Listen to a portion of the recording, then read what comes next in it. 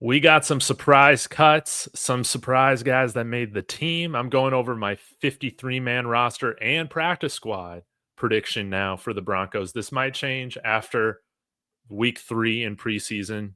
We face the Saints this week, but y'all let me know. What would you change? What do you like? Be sure to like and subscribe as well. We're on our way to 3K of Broncos country before week 1. So, really appreciate the growth and engagement we've had. Even if you disagree, it's okay. This is supposed to be fun. This is supposed to be fun. So, let's talk about it, guys. This is my 53. Let me know where I'm wrong. We'll start with the quarterback room. Nix and Stidham. I would like to keep Ellinger, but I think we can get away with keeping him on the practice squad. I think we keep 4 running backs in the room.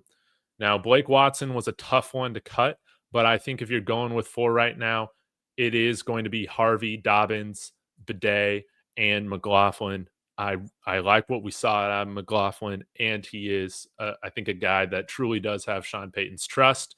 Speaking of trust, I think we can all agree on this wide receiver room. Now, I have talked about how I don't think Vele really has a place on this team. I think he's a little bit redundant with bringing in Sherfield, Pat Bryant, and the development that we've seen in Marvin Mims and Troy Franklin.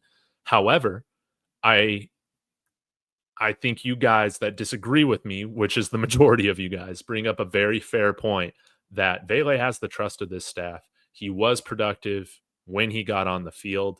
And again, it's you want guys you can trust when you have guys go down with injuries, right?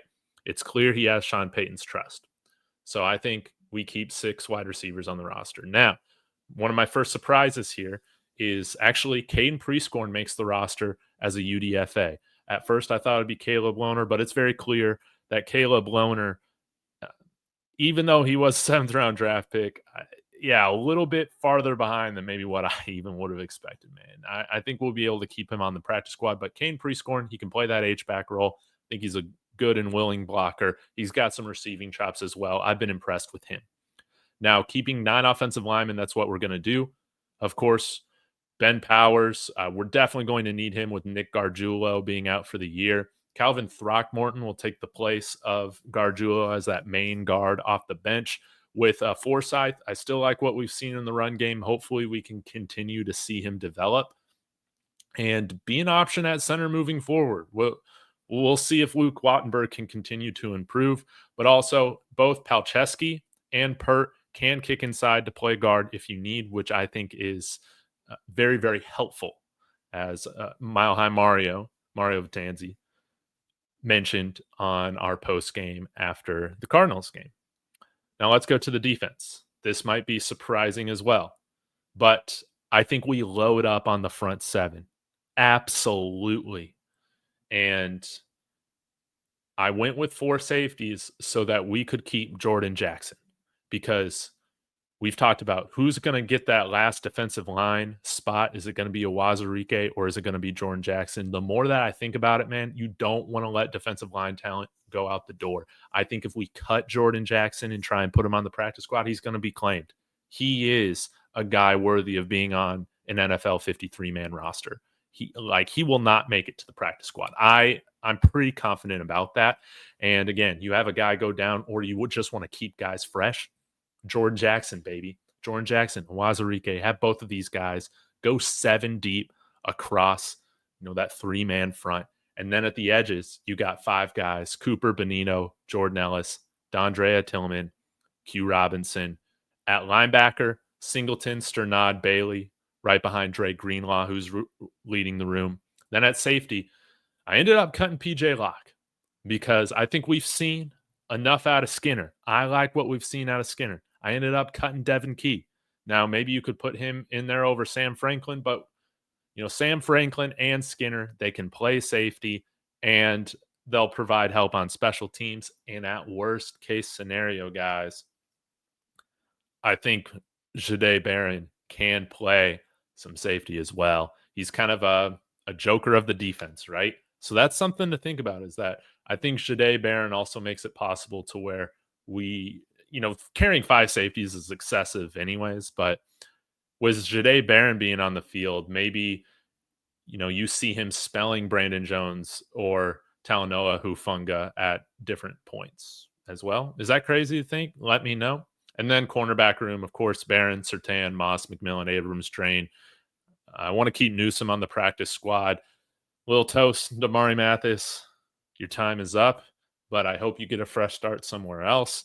Along with, man, I even forgot about him now, man. It's sad. Audric Estime. He needs a fresh start somewhere, maybe in a power heavy scheme, and that's clearly not what we're doing anymore. So now moving over to the practice squad, let's get to it. Well, let's start with IR. Atkins and Drew Sanders will be the guys that we have the option of reactivating from IR during the middle of the season. So I think you get 2 slots for that. Nick Garguilo done for the whole year. Practice squad, Sam Ehlinger at quarterback. This is in no particular order. Xavier Truss, right tackle. Blake Watson at running back. Clay Webb, tight end. Caleb Lohner, wide receiver. Joaquin Davis, wide receiver. Juwan Newton. Then you also have fullback Michael Burton, who can be elevated if needed. Frank Crum, offensive lineman. Courtney Jackson at wide receiver. Corene Reed at linebacker. Jordan Turner at linebacker. I'm blanking on Newsome's first name, but interception this past week. And then, again, I do cut PJ Locke because he can't bring what the other guys can on special teams. So that's another surprise. PJ Locke cut. And I have DTY here that in case PJ Locke is claimed, we can, again, we could put either DTY or like Devin Key on here if we wanted to. Just one of those 3 safeties we have on the practice squad if needed. And Andrew Farmer and then Joe Malchinski, our 3rd string center. I liked what we saw to him. Let's see. Again, I think having a handful of offensive linemen to develop is important. So that's why I think, 1, 2, 3, 4 guys on the 16-man practice squad from the offensive line. So that's what I have right now. And again, I feel like if we cut Jordan Jackson, he's going to be claimed. And we want to go with the best 53 possible. So that's what I got.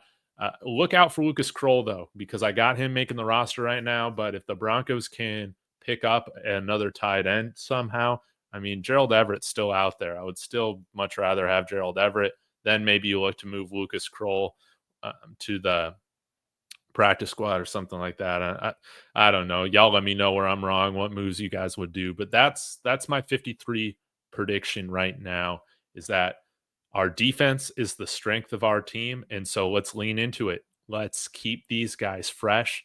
The more that I think about it, the more that I absolutely love having 12 guys on the defensive line to go absolutely bonkers with, as we're going to have a lot of those big 5-man fronts that they're going to see. So I think that's going to be a lot of fun. So y'all let me know your thoughts in the comments. Again, greatly do appreciate every single one of you. Please subscribe. We are on our way to 3,000 in Broncos country. And go pick up a Buffs box. They're sponsoring David Talks Broncos, but we got the light in the background. All Colorado area Taco Bells. Go shop there. Get a $7 buff box. You get like 5 different items for $7, and you go to support CU Athletics. So thank you guys so much. Go Broncos.